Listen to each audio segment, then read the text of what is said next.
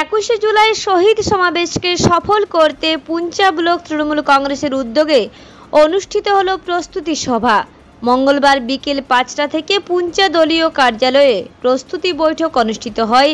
এদিন বৈঠকে 21শে জুলাইয়ের সমাবেশকে সফল করতে ধর্মতলায় কর্মী সমর্থকদের উপস্থিত থাকার জন্য বার্তা দেন তৃণমূল কংগ্রেসের নেতৃত্বরা।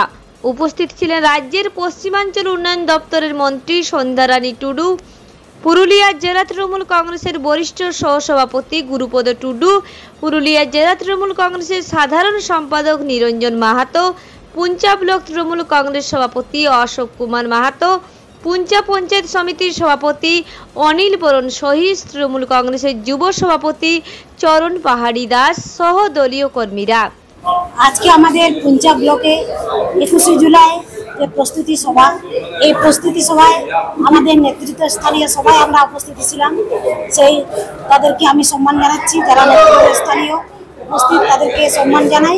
এবং আমাদের অঞ্চল সভাপতিরা ছিলেন, আমাদের সমস্ত নেতৃত্ব স্থানীয় যারা মহিলা থেকে আমাদের শাখা সংগঠন ছাত্র যুব সবাই উপস্থিত ছিলাম। এবং একটাই আমরা বার্তা দিয়েছি, দিদি ডাক দিয়েছে আমাদেরকে যেতে হবে, আমাদের কলকাতা ধর্মতলার পথে রাজপথে আমাদের দলে দলে সেদিন সবাইকে যেতে হবে।